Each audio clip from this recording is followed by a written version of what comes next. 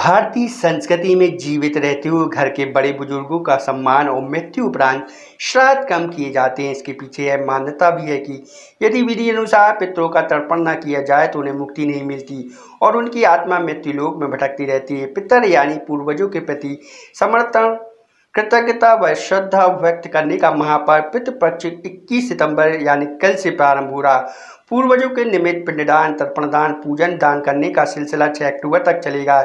इस बार एक श्राद्ध की तिथि का संयोग 2 बार भी बन रहा। सच्चे हृदय से किए गए दान पूजन से पूर्वजों को तृप्ति मिलेगी, वहीं वंशज उनका आशीर्वाद पाकर सुखी व संपन्न होंगे। पितृपक्ष में सिर्फ पितर पूजे जाते हैं। पितृपक्ष में सबके पितर पृथ्वी लोक पर आते हैं।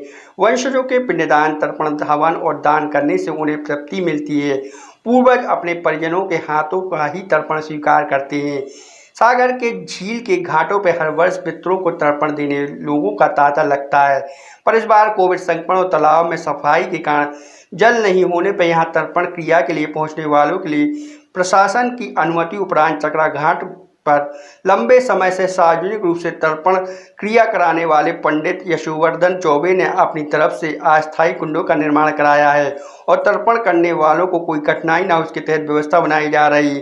तर्पण को लेकर उन्होंने शास्त्रों में उल्लेखित महत्व की जानकारी देते हुए कैसे घाट पर और घर पर लोग तर्पण कर सकते हैं इसकी विधि बताई और इस दौरान उन्हें क्या करना चाहिए क्या नहीं इसकी भी जानकारी दी।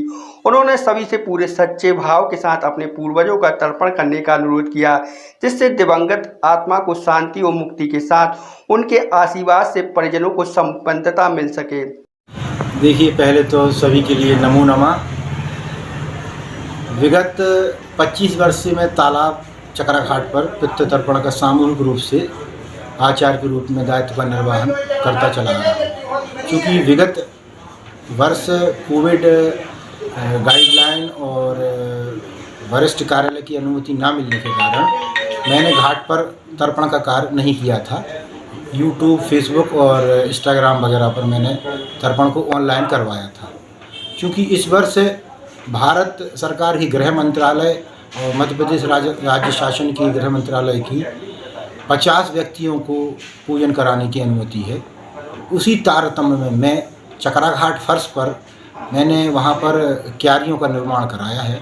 उन क्यारियों में सोशल डिस्टेंसिंग का पालन करते हुए एक बार में 25 लोग तर्पण करेंगे और 2 गज की दूरी उसमें विशेष रूप से रखी गई है। गोले वहाँ पर बनाए गए हैं और शासन प्रशासन और हमारा राष्ट्र धर्म कहता है कि जब कोई हमारे ऊपर महामारी आए तो हमें अपने प्राणों से ज़्यादा दूसरे के प्राणों की रक्षा करने के लिए कार्य करना चाहिए। तो उस संदर्भ में मैं पूरी सावधानी और सजगता के साथ मध्य प्रदेश शासन की नीति का पालन करते हुए, SOP का पालन करते हुए इन 17 दिन में तर्पण के कार्य को संचालित करूंगा। वहां पर 2 गज की दूरी, मास्क, सैनिटाइजर सभी रूप से पूर्ण रूप से व्यवस्थित है और मैं विश्वास दिलाना चाहता हूं सागर के प्रत्येक नगरवासी को कि तर्पण में किसी भी प्रकार की कोई असुविधा, अव्यवस्था वहां पर संचालित नहीं होगी। व्यक्ति पर व्यक्ति की विशेष वहां पर कार्रवाई। भाई जब जैसे कोई अगर व्यक्ति घर में करना चाहे तो उसके लिए क्या विधि है, किस तरीके से कर सकता है? देखिए, वैसे तो पितृ तर्पण की विधि जो है वह शुरू होती है प्रेत मंजरी से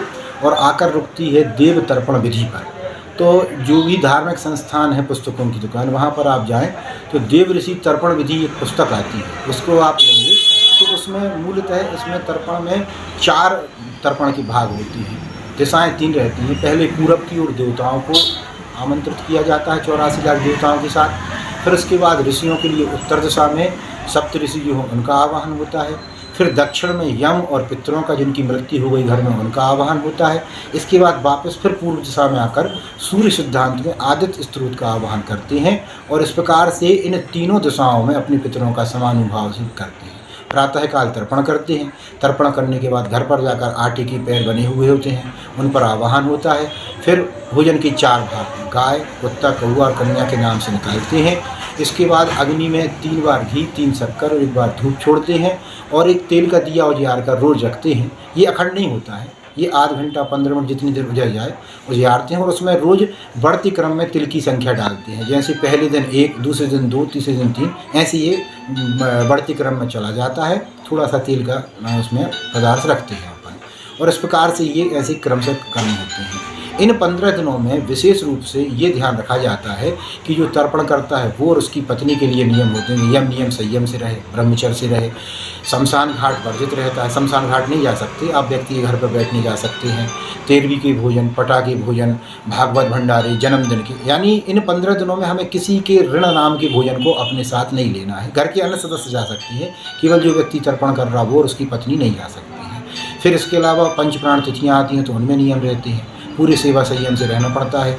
दाढ़ी कटिंग का नियम वैसे है कि इन 15 दिन नहीं बनाई जाती, फिर भी पहले दिन, बीच में और आखिरी दिन, पहले से मतलब कल पूर्णिमा है, फिर उसके बाद बीच में जिस किसी एक जातक की तिथि होती है, जातक जिसने जन्म लिया और मृत्यु हो गई, साधक जो साधना कर रहा है उसकी, बीच में एक दिन बनाएगा और आखिरी दिन पितृमोक्ष, ऐसे ये नियम चलते रहते हैं। और मैं पूर्ण रूप से आश्वस्त हूँ, मेरे ये जो यजमान हैं वास्तव में ये वो मेरी धरा है, मेरी संपत्ति है कि जैसा मैं इन्हें निर्देशित करता हूँ वैसा ही करते हैं। चकरा घाट पर 25 लोगों को एक बार में बिठाल कर तर्पण किया जाएगा और शासन की जो नियम है, गाइड है, जो उनके दिशा निर्देश दिए गए हैं, उसका मैं एक सच्चे राष्ट्रभक्त और एक देशभक्त के रूप में उसका निर्वहन करूंगा। किसी प्रकार से किसी को असुविधा ना हो। और कोविड महामारी भगवान से प्रार्थना करते हैं पितरों से कि शीघ्र अतिशीघ्र हे विश्वदेव नित्य निरूपणम त्याज्य, मतलब ये बहुत जल्दी यहाँ से निकले, ऐसे हम प्रार्थना करते हैं अपने पितरों के रूप में। क्या शुभ नाम लिखते हैं? मेरा नाम यशोवर्धन प्रभाकर जानकी जमुना प्रसाद चौबे है।